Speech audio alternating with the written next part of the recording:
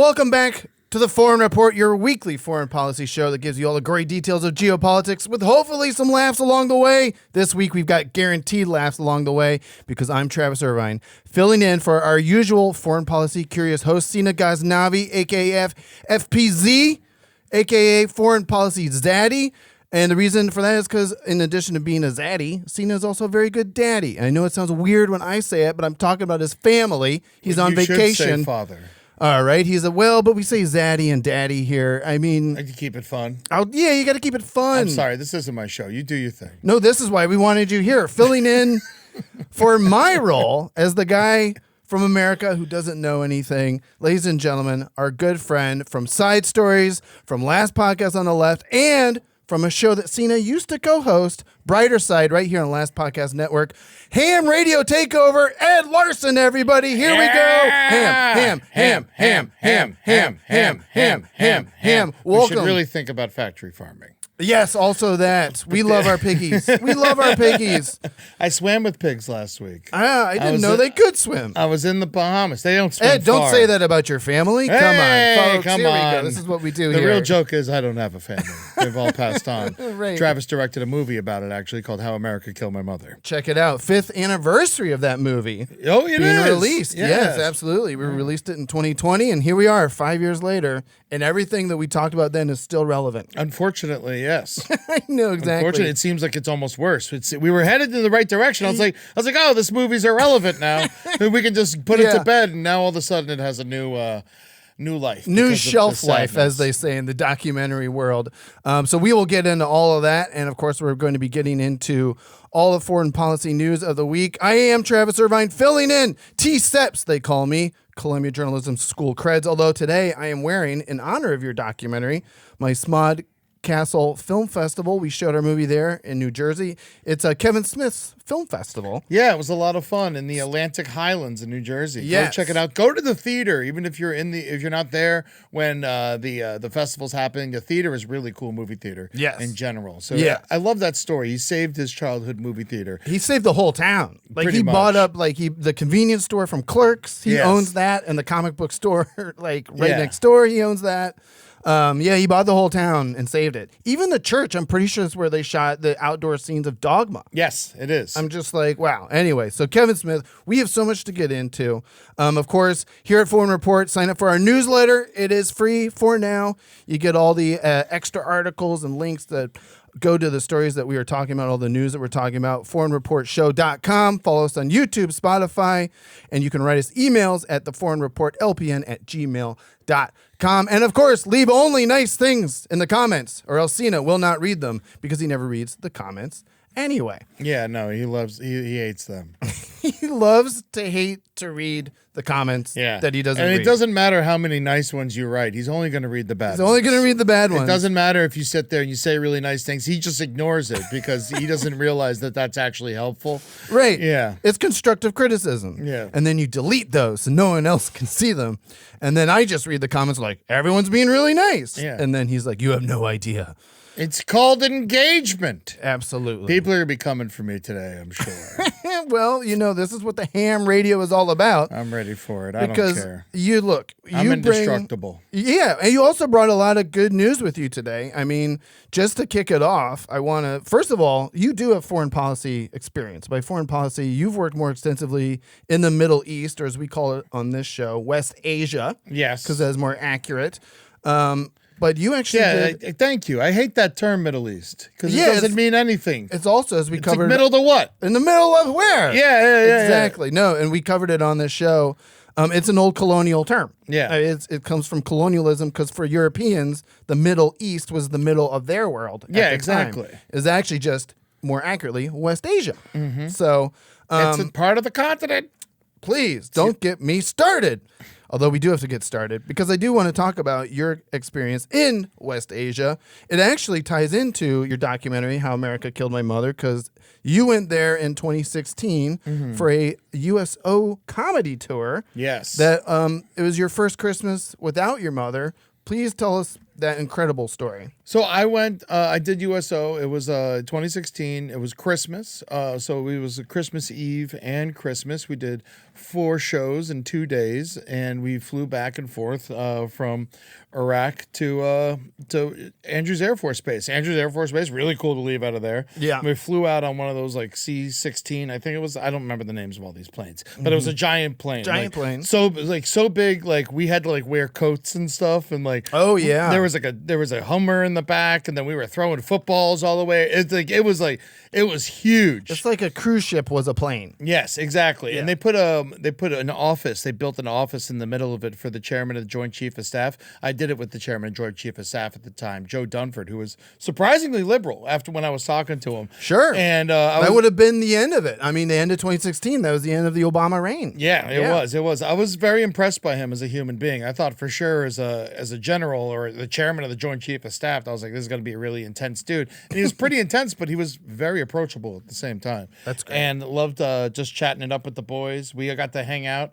At the end of it, we had a big party at the end of it. Oh, by party, I mean we drank at the only bar in Iraq, which was in the Green Zone. You know the name of it? The Green Zone? No, Baghdadis. Ah, It man. was pretty great. Yeah, That's great. yeah. Well, you have a few, then you go to Bag Mommies after. That's right. That's right. Well, we had we were there at it was like literally from like 3 a.m. to 6 a.m. Yeah. And we're all like, because the chairman's with us, and then so like the chairman's doctor is with us. Oh, okay. And so he's just like, just making sure you're safe. yeah. And he's just like, just let me know when you want to go to sleep and when you need to be awake. This is like what he told me when I got there. I was like, all right.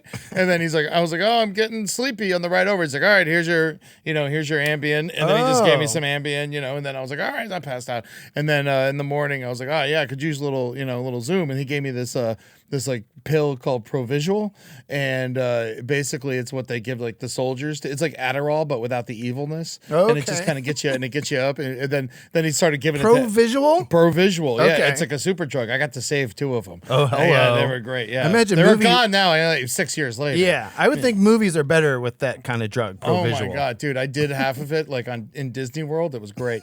But then, but he gave it to all the generals' wives and stuff were on it. We were zipping and zapping until 6 a.m, having a great time. Man, that sounds fun. Yeah, talking about gun control on Christmas in Baghdad. It was wild. Right. It was a lot of fun. And the comedy shows were fun too, right? Because They you were got to great. perform for what, hundreds of troops, thousands of troops? Thousands, I'd say. Some shows were bigger than others. Sometimes we just like went to a little like station kind Yeah. of where like there was only like 30 people there. We would just go, it wasn't even a show. We'd go hang out with them, Right, tell them right. jokes and stuff, sing some Christmas carols. We'd always feed them. Chef Robert Irvine was with us, and so we'd always. No relation. What do you mean to what? To me. Oh, to you. Oh, yes. Yeah, I had yeah. never met the man, but he sounds like a great chef. He's British. Yeah, you Oh, know him. definitely He's know. jacked. Look him up. You know this guy. Oh, yeah. Wait a minute. He's Yes. famous. He's He a celebrity is chef. famous. Yeah, he was the like only kinda- Irvine who's more famous than I. Yeah. And then he's married to Gail Kim, former wrestler of WWE fame. And then my whole bit was because I went with Jeff Ross. They had Jeff Ross there, and it was the wives trip, and they were like, well, Jeff doesn't have a wife, so he brought me. Nice. And but it was very sweet of him, again, because what you were dealing with your family. I mean, you guys are cousins. it was we're first cousins. It was like, yeah, and after my mom had passed, I had really nothing to do with Christmas. I was in a relationship, but it was still kind of new, and so Yeah. he was like, come to Iraq with me. Let's go entertain some troops. It'll lift your spirits. And it Definitely. did. It did. It really did Definitely. help. I only cried once the entire time I was there. Oof. And that's when the Provisual was kicking in. Yeah.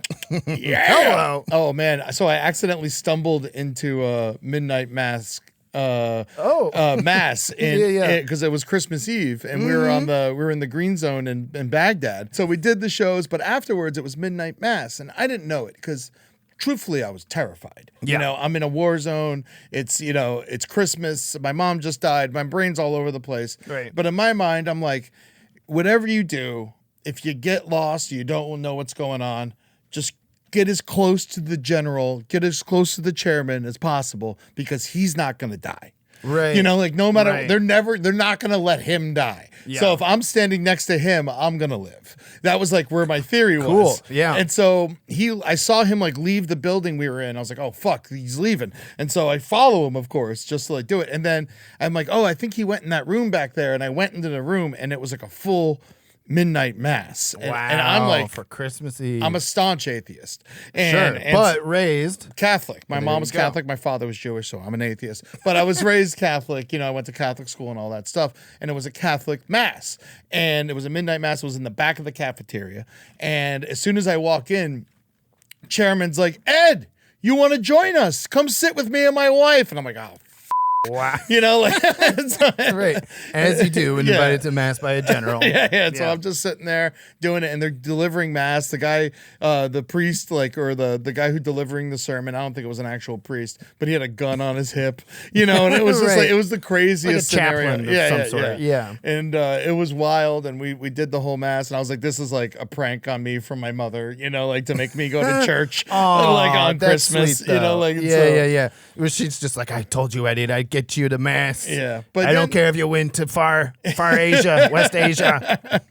So we only did one show the first day, and then we did 3 the next day, and we were just flying all over Iraq. And the scariest one was that night when we went to Mosul, which was a war zone at the time. Yes, and you would hear shit going on and stuff, and I showed up, and it was like, you really just start to think like, oh, what am I even doing with my life? Because you show up and there's these guys are in these they're sleeping in these bunkers. Yeah. It's like a row of concrete bunkers, and they have to crawl into this concrete hole so they can sleep. That way, if they're shot at while they're sleeping at night, they're not killed. Right. And it's like, this is where I'm performing. It's like the craziest thing, and it's on Christmas. It's like everything's wild, and look out, Santa. Yeah, exactly. Right. It was nuts. And so I did my bit. I had a great bit I did with Gail Kim, the wrestler, where we would wrestle, and she would beat the crap out of me and stuff like that. And it was always I was the biggest baby born in Florida and all this stuff. Right. You were the heel in this situation. Yeah. Jeff would do his set, and he'd be like, well, my cousin's here, and he could take any one of you guys. He would do it. And then he's like, he was the biggest baby born in Florida. Yeah. And then I'd come out and be like, yeah, who wants it? Who wants it? Right. And then Gail would come out and she would beat me up. But when we were in one of the places, it was like an airplane hangar, and there were no monitors on the stage. Because they're just setting it up and you're shooting from the hip. So she didn't know when her entrance was. Oh. And so I came out, and I'm talking shit to all the soldiers and shit. And then one dude, this dude, he was like 6'4" redhead. And then Jeff's like, my cousin Ed will beat up any of you. And then the guy raised his hand, he's like, I'll him up. And I was like, oh, Gail, get out of here, Gail. Gail, you gotta get out of here. Gail, save me from the giant ginger. Gail, please. But yeah, no, it was beautiful. Kelly Pickler was there with us, with her husband at the time, and then Gail Kim and Robert Irvine, and then Jeff and myself, and it was a beautiful, and the chairman, it was beautiful. We sang songs, we'd feed them, and then this will probably get me uninvited to do USO again. So, but my badge of honor is I convinced 2 guys to not re-enlist. Oh, okay. Yeah. Well, yeah, it was Christmas. I'm sitting there. I'm eating dinner with these 2 guys. They're talking about missing their families. Yeah, they're 20 years old. They brought the internet to Mosul. They're the IT guys. Oh, okay. And so if they brought internet to this war zone and stuff, and then they're like, they want us to re-enlist, and I was like, bro, you don't have to re-enlist. Yeah. I was like, you did it, and he's like, yeah. I'm like, dude, I'm like, honestly, you brought the internet to Mosul during a war. You were the most hireable man I've ever met. Right. I was like, move to New York City. Yeah. Get an IT job. Get a job with Spectrum. Get a wife. Yeah. And just have a better life. I'm like, you did it, man. I was like, you helped the country. You did. Congratulations. Yeah. You were great. You don't need to do this for another 4 years.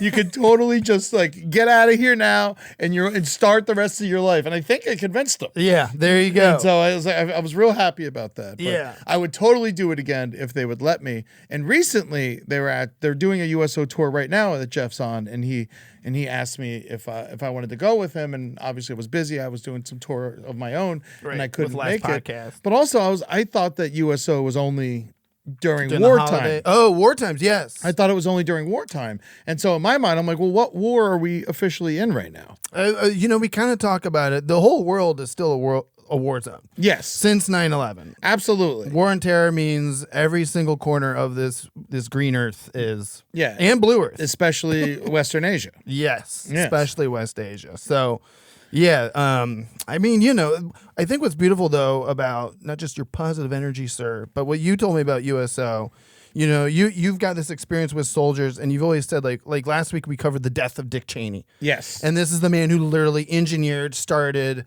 and like made the Iraq War happen. Yeah. Gulf War II, right? And that's what we always say in this show is domestic policy is foreign policy. That whole region's still been destroyed by that entire experience for 20 plus years. But what I like about you is that you always say, don't be mad at the soldiers.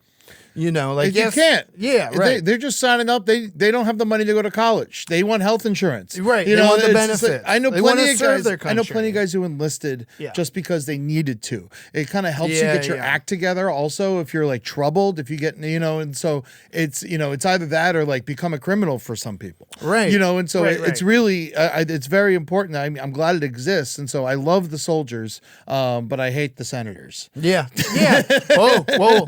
That's a good transition into what we are going to talk about. The thing with our show, of course, is that anytime there is good news, there's also bad news.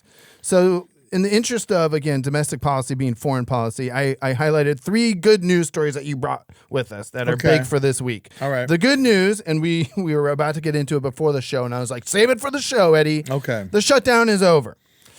Is it officially over? Yes, the vote. I mean, we're recording on Wednesday. Mm-hmm. By Friday, certainly yes. But 8 Democratic senators have decided they're going to. Do we have a chance that they go back ranks? on their on their thing? None of them are up for re-election in 2026, and they're just banking on people forgetting by 2028. Yeah, the continuing resolution, I believe, has already been passed as of this date, if not certainly by the end of the week. It's 8 senators joining the 53 Republicans.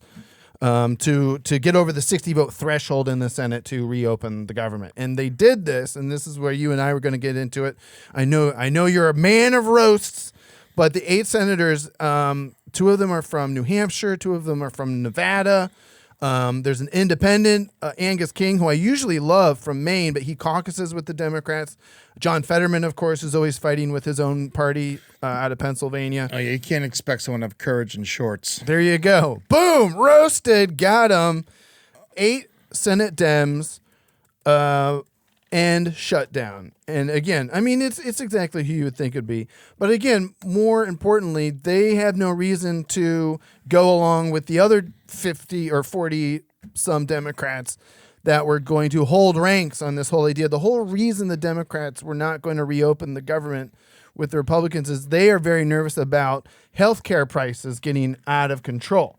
And rightfully so, because at the end of this year, we have these tax credits that allow people to buy healthcare from the Obamacare exchange, the Affordable Care Act. Exactly. So those expire at the end of this year. They're implemented after COVID, so more people could get on healthcare. And they've arguably, like a lot of things our government paid for during COVID, were good for society. They're good for lower So how many people are going to get kicked off of that? Like 15 million? Was that the number? Well, the main thing right now is that costs are going to double for about 24 million Americans. Oh, good. I'm already paying $1,500 for me and my wife. I'm sure that'll be great that when that goes up to 3,000. Exactly. And this is what's going to happen to families everywhere, not just individuals, families of 4. It's all going to double. For some people, it's going to triple. For elderly people who are on fixed incomes. So that's what these tax credits are about. They've already, as far as I know, negotiated. And here's what's crazy, because I know everyone's posting this meme about Lucy with the football and Charlie Brown. Yeah. Like these 8 Democrats are like, well, the Republicans said we can negotiate on these ACA healthcare credits, these tax credits, after we reopen the government. So that's what we're going to do. When have they told the truth? Exactly. In 200 days. In 200 years. Yeah. This is insane. Yeah. You can't trust these people. You can't trust them. Now you can't trust these 8 people either. There you go. God, man, it is so aggravating to watch these guys fold. I mean, it's just like, what cowards. Also, like, this has all been for nothing. We've all been screwed for all of this. I was ready. I was on the road during this. I was ready. I went to the airport 5 hours early. Yeah. Not that I'm saying like I made some great sacrifice, but I was ready. I got a big show in Ohio. I got 2 big shows in Ohio coming up. Weekend. For Thanksgiving weekend. I'll be there. In Akron and in Columbus, Ohio. now that they're actually happening. But I was ready to cancel them. Yeah. I was like, let's do this. We're on the shutdown. Yeah. There's no flights. Screw it. I'm gonna lose money with everyone else. Right. But these guys, these cowards are like, like, oh, I want to have Thanksgiving with my family. That's all I can picture with these guys. It's so aggravating to go through all of this and then for nothing to happen. You were in too deep, man. Yeah. And now you're just a pussy. You got to vote these guys out in 2028. They don't deserve to represent us. They don't have our interests in their minds. Right. It's all of their own self-preservation bullshit. Everyone was sacrificing. The entire country was sacrificing for you to hold out and do this for us. And now what? You get together and you go to the other side? Yep. Oh my God, you're such pussies. We have more of a chance of getting 8 Republicans over to our side than we did these guys sticking up for us. That's how I feel. That's the bonkers thing too, though, is that the Republicans are just lockstep with Trump. And that's what's because they're scared. You know what's crazy, and we brought it up on the show, and John Fugelsang was here, but Rand Paul is like the most.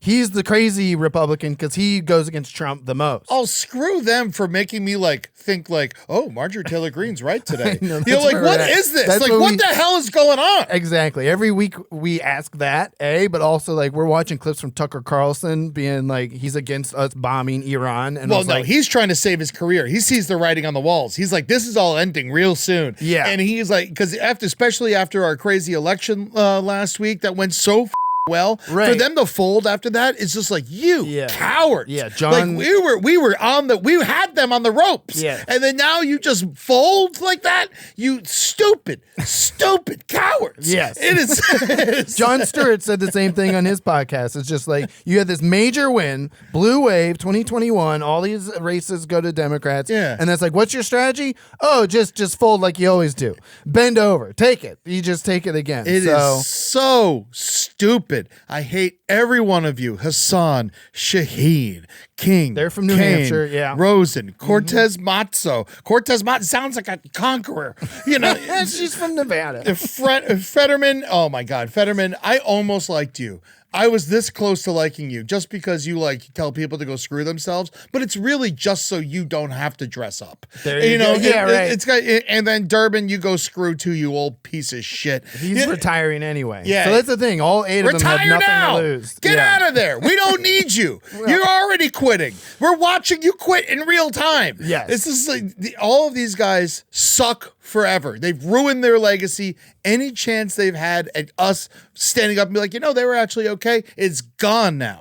It is all gone. And especially Fetterman. You act like a badass. You pretend to be strong, and then you just fold like this. He folded real fast. You big fat coward. Oh my God. Get another bypass, you piece of shit. There you go. I'm sorry. He's bypassing democracy right now. Well, see, that's what we do on the show. Our good news always ends up being a shouting bad the good news is, our flights won't be delayed anymore. And that's it. And SNAP benefits, it's just like, but yeah. The SNAP benefit thing was in its own right. They should have just paid it. Trump they were supposed to. He went to the Supreme Court to not feed people. Right. What is this? What is this? What is this? Well, what are you, Stalin? Yeah. He's stalling the government from opening, that's for sure. Hello, come on, folks. Right there. Well, here's 2 pieces at least of good news that I don't think will provoke as much of a reaction, although your anger is righteous, sir. Don't you worry. You and many progressive Democrats, even independents, even moderate Republicans are on the same page with you. I got 2 something that here. I got something good for you. I got something good for you. The Senate may suck because it's again 100 of the worst people you've ever met. Yeah, but don't worry. The House, this is actually some good news. They just swore in the new representative from Arizona, the woman who ran for her father's seat because he passed away and she won. Cool. And Mike Johnson was like, I can't. He was like, I'm not swearing. That she was supposed to be in there. And Mike Johnson was making this excuse about how we can't swear in because the government's shut down. But he was really afraid of. She is the this 200 was before the government shut down that she won her election. She was it's got nothing to do with that. It's supposed to happen immediately, right? The real reason he wasn't going to do it is because she would be the 218th vote in the House to do a discharge petition to release all of the Epstein files, which, again, Marjorie Taylor Greene, some other Republicans like Thomas Massey, even Lauren Boebert. So, 4 Republicans have joined all the Democrats, and now they have the votes to release the Epstein files. We talked about the Epstein. Don't they have one other jerk-off that's coming in on their side? No, but it doesn't matter. They have 218 votes. Okay, all right. So we got 218 votes. Yes, they did, I think, win, I think something in Virginia. There was 3 seats where Democrat Congress people died, which to your point again about, hey, Democrats, maybe some of you should retire before you die. Yes. I'm it so was the sick House of this. or the Senate, but they just love staying in there. Either way, this is good news, I feel, because we talked about on this show, Marcus Parks, when he comes on, we had a whole Epstein show. Again, why do we talk about it? Because there are foreign implications with the Epstein scandal. Yes. And now of we get course. to release all the files, even the stuff they are finally just being allowed from the oversight committee to release. Michael Wolff was like writing Epstein about like, yo, Trump's terrified of you. And then Jeffrey Epstein's like, yeah, because he spent hours in my house with this victim, this victim, this victim. These are emails. There are hundreds of thousands of these documents, and these are the things that are going to come out. So I submit to you, sir, is this good news coming out of the House with all the bad news, bad things happening in the Senate? By any of this shit. I think it doesn't matter. I think at this point, we got this email that's from Epstein to Michael Wolff saying this, but like, are people even going to take his word as credible? You know, like well, they're Trump just gonna, will try to muddy the waters no matter what. Of course, Yeah, they're going to yeah, be like, this convicted pedophile was lying. You know, it's the easiest trying thing to to get say. himself out of trouble. Yeah, it's but like the truth is, I'm like, he was arrested under Trump, right? You know, and but this is just a piece of the puzzle. You know, I'll believe it when I see it, man, because we've been talking about it forever. I believe that a lot of it's been destroyed. I think a lot, Michael Wolff has these emails, so thank God he has these emails. Right, and, it's like now we need Michael Wolff. Yeah. But when it comes to everything else, like it's like we've had opportunity after opportunity. It's clear as day they were involved together. It's clear as day that everything's so mysterious. Everything's so cloudy, like how Epstein died while Trump was president. Yeah. Virginia Guilfoyle mysteriously passes away. Yep, Marcus brought that up. We see that. We see Trump's wife mysteriously pass away. She falls down a flight of stairs. His ex-wife.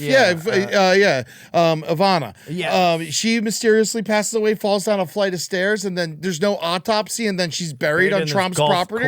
Yeah. It's like all these crazy things are just, it's so convenient, and there's so many questions that it's like, until the man is like in prison behind bars and then someone shanks him, I'm not going to believe that anything's like going to happen. Because at this point, it just seems like everyone's a coward and no one's stepping up. I trust AOC, I trust Bernie, and I trust Mamdani. And that's it.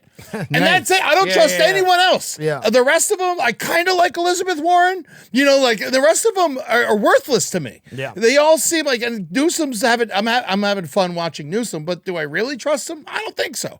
And so it's none of these guys they're all, if you choose this life, there's something wrong with you. There is something wrong with you. And I think you have to step on so many people to get there. You have to like abuse so many people to get there. And you have to steal and you have to like take money from other people who are just truly evil to get there. And so I don't trust anybody, and except for those like four people. And so I don't think anything's going to happen. No, we're speaking from the heart now. Speaking from the fart. But no. So I don't believe anything, to be honest with you. I think they'll find another way. I don't think it'll matter. I don't think people will care. They'll just say Epstein was lying.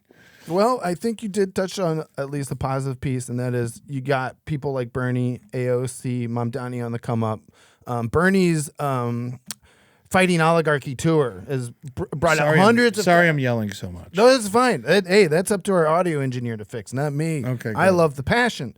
But, they are doing these Fighting Oligarchy tours in red states and red great. counties. That's what everyone should be doing. Because they're talking about working class issues. That's it. Hillary and Kamala, they just didn't do that. They're like, oh, I'm not going to Texas. I'm not going. Then you're just telling half of America you don't care about them. That's wrong. Whether they agree with you or they're going to vote for you or not, show face, show up and say, I'm here to help you. I'm here to keep your health insurance. I'm here to like make sure. Remember when your uncle died last year because he couldn't afford his medicine?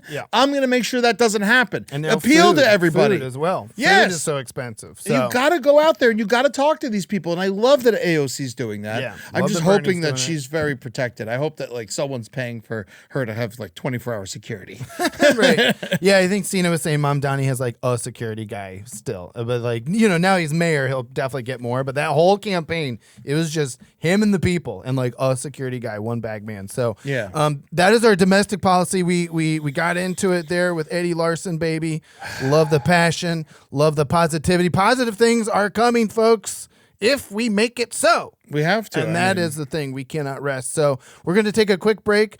We covered some domestic policy because that is foreign policy. But now I've got some foreign policy that is foreign policy. I want you, Edward, to help me find the brighter side. Or more accurately, how would Ed Larson fix these things? Oh, we'll be right back after this. I need a break. We're back here at the Foreign Report, everyone. Welcome again with Ed Larson from Brighter Side Stories, last podcast on the left. Getting passionate, baby. This is what the working class has to do. Oh, my God. I'm going to have a Fetterman heart attack over here. Please, he has strokes, all right? Yeah. He has more strokes than Trump does on the golf course. Ladies and gentlemen, we talked a lot of domestic policy because, as we know on this show, domestic policy, it's foreign policy. But now, Eddie, because of your foreign policy credentials, USO tours, multiple... Maybe just the one, either way. Still more than I've ever had. We are going to just go around the world a little bit. Let's start there in the Caribbean, since you were just there. I remember when I was a kid, I was on a cruise, and we were supposed to go to Curacao. And then right when we were pulling in the port, they're like, there's a revolution. Day at sea. Day at sea. Day at sea. Back to sea. Well, it's kind of what's happening here. I wouldn't call it much of a revolution, but like we were just talking about with the war and terror and that the whole world's a battlefield. Is this us just randomly killing fishermen? Is that what you want to talk the about? bombing of, well, and I want to know the brighter side because this is the show you host there with Amber Nelson here on LPN. Great show. But not just maybe the brighter side because we don't want to come off as too glib. I kind of like, you're a positive person. You're one of the most positive people. You've helped me deal with things. You help other people deal with things. You've dealt with things yourself and you find the positivity, but you also know how to fix things. It's like when Ed, I remember Jeff had a joke at your wedding about when your wedding was in Ohio and we had just made abortion illegal, that Jeff said that Ed would still be able to know how to find any of you an abortion after 6 weeks in this state. He would find a way. He's a fixer. Yeah, and then we found out how Uncle Randy felt about that situation. Right. He loved the joke. So how would you fix this narco-terrorism boats? Like, I kind of want to say, like, my thing to all these fishermen, like you're just saying, get to fish fry town. Yeah. Right? Well, why are we, why It's are we almost like a attacking? fish We're fry. attacking these Venezuelan Because they fishermen have because drugs. they say there's drugs on the boat. I got a theory Okay. on why Trump is going after Venezuela and all these fishermen. Okay. And this is like a pure, like, I'm a comedian and that's how I came up with this theory. All right? Here we go. You came and saw me at the Miami Improv. It's a great show. Yeah, Doral, and it's not in Miami. It's in a town called Doral. It's in the suburb. Yeah. It's in the suburb, and the Improv itself is right next to Trump's golf course. Boy, I did not know I was it's so right, close. It's right there. You could throw a rock to it and hit it. And hit that It's right ex-wife's there. grave. And do you know what neighborhood that is? It is a Venezuelan neighborhood. No way. Yes, and they have been causing so much trouble at Trump's golf course, protesting. Of course. I'm almost my like, God. yeah, and so this is how petty it's gotten. I believe this is you. how I already petty believe it's you. gotten, that he's having trouble at that golf course, and he's like, it, I'm gonna take it to Venezuela. And I think that honestly, I believe this is what I think. Like some waiter didn't show up for work, and he's like, I'm gonna bomb the fisherman, his fisherman uncle. I really think that that's what's happening because it is a Venezuelan neighborhood that is tormenting his golf course down in Florida. So I really believe that's what's actually happening here. I believe you. And we all know that they say they're killing drug dealers, but and I'm sure they have killed a couple of them. But I don't even think that should be allowed. It's not allowed. It's completely unconstitutional. Yeah. No, we've covered it, and it's just like he's just killing people in the sea, and we're so busy and so distracted that we don't even care. And then we know there's no way that every one of these boats, if we're just blasting them with drones, you're like, how the hell are we supposed to know if it's fish or drugs? Right. If you're gonna do this operation, the Navy should be doing it. There's a way to do it. There is a way to do it. You talk to Panama, you talk to these other countries that are around there, you talk to the UN, but we don't have this anymore because everyone hates us, and so we're just going and killing and starting all these fights, and like next thing we know, we're gonna be in some kind of weird war with Venezuela, and then we're gonna need Argentina to come back us, and then it's just gonna be all of a sudden. I'm sick of being the bad guy, Travis. Every time, not you personally, but because I'm an American, I'm the bad States. guy. Because of where my passport's from. I have become the bad guy.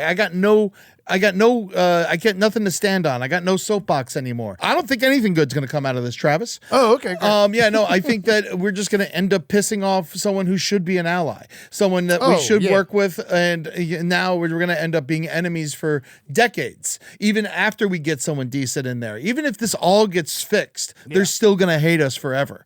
And so, that's what happens when you kill people. Yeah. So it's just we're just starting permanent enemies right now, and it's just I don't think anything good can come. I don't have a brighter side for the Venezuela thing because I think it's immensely. Yes, I would agree. Yeah. Great. Well, that's why I brought you on, is to inform people there is no brighter side. That's why we do this on this show. And then the brighter side, we focus on other things. Try to focus on the things that people are not talking about. Last week we talked about Sudan. That's a disaster. A whole nother civil war disaster. Boko Haram's still in control over there. I mean, it's crazy. Well, you mentioned, and I just want to get to this real quick. Go ahead. I'm sorry. I've been rambling and all over the place. This is what we want. This is why I needed you here. I needed someone else to inform me of terrible things that I didn't know about. That's usually Seena's job. FP Zaddy. You can be FPU. Foreign policy uncle. Foreign policy uncle. Coming through. Funkle. So this, but you mentioned just immigration, because again, domestic policy is foreign policy. This is why we do talk about these things. So we have to talk about these things. If we don't talk about these things, people don't know about these things. Yeah. But flipping over across the world real quick, I did want to maybe just play this a clip from, because Japan has a new prime minister, and she's a MAGA, like the MAGA version. But she's liberal. No.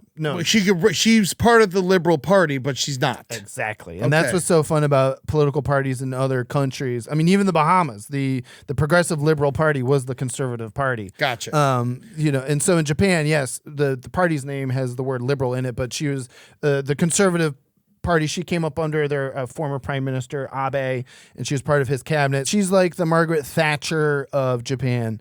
This MAGA, this Japan first, basically. Okay, I don't know anything about her except I was reading in the news today that they were all mad at her because she had like a 3 a.m. cabinet meeting yesterday, and because she's supposed to tell people that they're gonna not work as much because that's something that people in Japan are really that they take seriously because they're all overworked and depressed. Yeah, and so then she's like calls this 3 a.m. cabinet meeting and says that she's just gonna work, and it's like, well, this isn't what we want, this is the opposite of what we wanted. Well, you mentioned immigration, like that's why she got elected. Japan, who has a history of being an isolationist country, like they had closed borders throughout like all the 1800s. Yes. And now they want to like shut down their borders again because they feel they have too many immigrants taking jobs. The usual MAGA trope. Yeah. But I want to play. Let's have our producer Danielle play this clip of the new prime minister. Everyone, Sanai Takachi.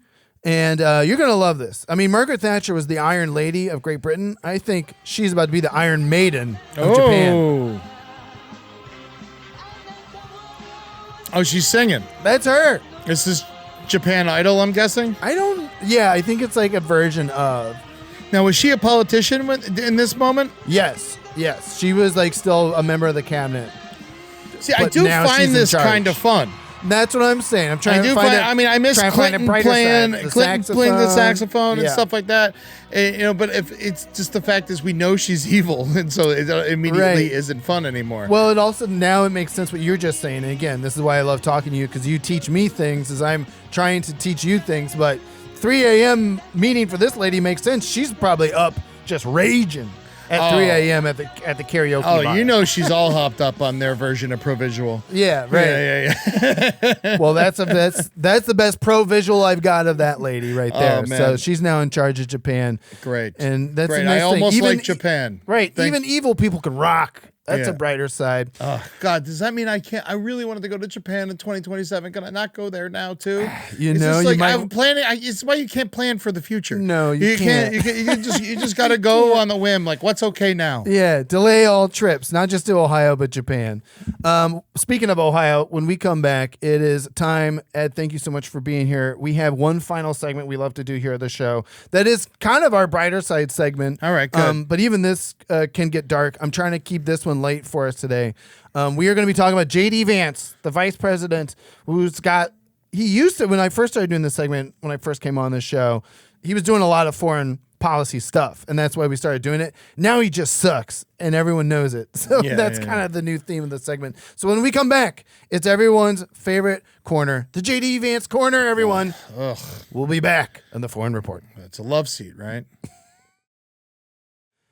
Welcome back, everybody, to the Foreign Report, to our final segment, everyone's final favorite part of the show. Ed Larson from the Brighter Side, Side Stories, last podcast on the left. Thank you so much for being here. How you doing? Entertaining, edutainment, edutainment. That's what we this do weekend. When's this come out? This comes out on Friday. Great. The So 14th. on the 16th, I'm going to be in San Diego with a bunch of my Brighter Side cohorts. Plug away, so baby. Please come out. I'm going to be at Mic Drop Comedy. I got Amber Nelson Great on the club. show. Ashley Brooke Roberts and Julie Rosing is going to be hosting it for me. I love that. It's going to be a lot of fun. So please check that out. I'm doing a lot of California dates. I want to be able to just like scoot over places on Sundays and Wednesdays and stuff like that. Also on January 4th, I'm going to be at Oxnard, California at the Levity Live. And that show, I'm going to have Julia Johns, Carolina Hidalgo, and Holden McNeely and Love Jake it. Young from Nerd of Mouth, formerly Wizard of the Bruiser. They're going to be performing together there. And then in February 18th, on a Wednesday, I'm going to be at the Punchline in San Francisco. So please come and check me out in those places. But now let's talk about Yeah, well, that's the nice thing, right? I mean, we come from the world of comedy. We met in the world of comedy in New York. That's how you met Seena. That's how we all know each other. So we do look not just at the brighter side, but the funny side of things. Yes. So, and I did a great show with you in Cincinnati, which was so fun at Rheingeist. Yeah, that was at the beer hall. That was a blast. And I want to thank everyone. We had some Foreign Report listeners there who I love my came up and Cincinnati talked to people. us after the show. It was a lot of fun. So yes, please see us live. Sometimes when we talk about terrible things on this show, and obviously when the news is terrible, we try to make it bearable. Just come see us live. We're always going to be 100% funny there. I promise when I'm live, I keep all the political stuff to a minimum. I want everyone to have a good time, no matter what side you're on. This is, it's about. I feel like live comedy shows are a place of unity. Yeah. I want everyone to leave there being like, I had a great time. That was a nice guy. Yeah. And I keep my political jokes to just about Ohio politicians, like this guy, JD Vance. Yeah. So let's jump into this guy. I mean, again, what we've kind of discovered with comedians we have on, Jenna Friedman, Corinne Fisher, John Fugelsang, The Good Liars, is that the brighter side of JD Vance is that we don't think he actually's got the juice, the riz, as you will, to inherit the MAGA movement in 2028 as is planned. I mean, I thought that too, and then he seemed to handle Tim Walz just fine. Yeah, but that was last year. Yeah. And now it's a year later, and oh my, how things have changed. Well, they're going to love it when he divorces his wife and marries Erica That's Kirk. what we talked about last week on this show. Yeah. This is a whole thing. And Michael Wolff, of all people, was the video I had to play informing us of all this. So last week we played in MAGA World from Tim Dillon, Nick Fuentes. Everyone is starting to turn on JD Vance. They think he's a fraud. Of course he is. And what I want to He play got now, famous for making a movie about how his mom sucks, Well, he which is did- like the opposite of what we did. Well, your mom's awesome. Yeah. His mom did beat her pill addiction, which is nice. Yeah. But he actually did not make the movie. He only wrote the book. Yes. They did not want him producing the movie because they didn't want him anywhere near the casting couch. Come on. Oh, Yes. usually it's the ladies on the couch that gotta be worried, but That for one's him, it was the couch. Just the couch, Yeah. ladies and gentlemen. Couch is like, I can't work with I can't this. work with this I got- guy. yeah. He'll Someone never get work me in the this town plastic- again. Get me the plastic covering. Get those Please. couch condoms With on. JD Vance, you're going to need it. Yeah. So this is the latest person. We've always suspected this, is that Donald Trump talked some smack about JD Vance in a meeting here. I want to play this clip real quick. Okay, I wanna It's hear very this. fun because, again, we've been highlighting week by week. I mean, at some point, we're going to have more coverage of how JD's fall from grace from January 2025 till whenever he finally goes away. But this one, What's I think, his is real a big name? one. He's going to be our president, by the way. Well, yeah, his real name was Hummel for a long time. Oh, okay. JD Hummel. He's changed his name multiple times. I was talking about JD. Yeah, JD. Oh, JD is John David or John something. David, yeah. But he's changed his last name multiple times. But I want to play this clip. Let's play this play clip the because clip. this is from the big man himself, Donald Trump, ladies and gentlemen, throwing his vice president JD Vance under the bus. When it gets to the big man, that's when you know it's serious. I put a 100% tariff on China. As soon as I heard it, within 20 minutes, I put a 100% Thanks. tariff So like on anything, Appreciate China. it, bro. Yeah. When President Xi, who's really a friend of mine, He's- as much as he can be a friend, he's a tough man. just He's so a tough stupid. man. Smart man, actually. Just like any Very other Trump. smart. It's a The press doesn't conference like it about when I something call else him very entirely. Smart. You know, they think I'm not supposed to call him smart, but at least 1 point 4 billion people, without question. In fact, during the meeting we were there, a couple of you were there, and some of you saw it. So he's here, and he's got about 6 people on each side. He's talking about how And G every one of rules those with people fear. was standing like So, and he this. likes that. They were at attention. And I made a comment to one of them, and I got no response. I said, "Are you going to answer me?" I got no response. I made a joke. And presidency didn't let him have any. So if there's any question, I said, I want my cabinet to behave like that. That's what I'm demanding that I want them sitting up like that, Tim, just nice and straight. I never saw posture like that. I've never seen men so scared in their lives. They have the equivalent of a vice president. He was. I said, "Are you going to answer my question?" And he doesn't move. I said, "What's wrong with this guy?" "I will answer all questions." Why don't you behave like that? JD doesn't behave like that. JD buds into conversations. I want to have that for at least a couple of days, okay, JD? We'll keep you long term, but a couple of days of that would be very, very roasted, thrown under the bus. Hey, JD. Was it really though? Oh yeah, definitely, dude. He's always embarrassed. He's always throwing JD. They're having fun. They're having a good time. They're not having fun. No, that was like it. Everyone's giggling and shit. That all was a makes me serious fucking threat. sick. That was that a threat? Yes, because with Trump, like what happened was when we started doing this segment about JD. What's he gonna do? Fire him? You can't fire him. Well, you can't fire him. That's true. He can't fire him. You can't fire a vice president. That would be. I mean, you can ask him to resign. I guess it doesn't matter. Then he just says no. But he's just saying JD. He butts into conversations like JD quit being a little bitch. That's basically what I want. I want JD to be. He wants JD to like be more like a servant. I don't see that as a threat at all. I feel like he's just razzing his buddy, and then because we all know he likes dictatorship. We know that he likes hanging out with Kim Jong-un. We know that he likes hanging out with Putin. We know that he likes hanging out with Xi. We know. So it's just like this guy in Argentina. It's just more of the same. I don't think that's anything JD has to worry about. He's probably happy he said his name and he's getting more plugs. I'm worried that JD Vance is going to be around for a very long time. And just hopefully he can also have a heart attack because of all the cheeseburgers he eats with his fat face. Well, he'll have a night with the couch. Well, let me play one clip then. Maybe this clip. I feel like I'm the brighter side guy right now. All right. I got one more clip to close this out. This is the only bright side. Again, you are correct. I'm grasping at straws here. Yeah. But I need my brighter side. And right now is like we all know that JD's like we've covered this as well. He's being propped up by all these tech billionaires who kind of put him there, right? Peter Thiel and the like. Let's play this clip from Instagram. There's these AI videos of JD, fat JD specifically. The say please and say thank you JD. That the memes were going wild earlier this year, and I send these to Seena when I'm feeling down. Okay. And so I think one of the brighter sides for me is that the tech bros who are sacrificing our country and our environment to AI. Now AI itself is turning on JD. So let's play this last clip. JD Vance doing tricks on his bike.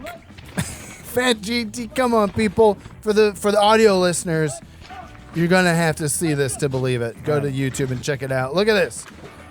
Oh yes. I don't know. Oh yeah. Let's go. Oh.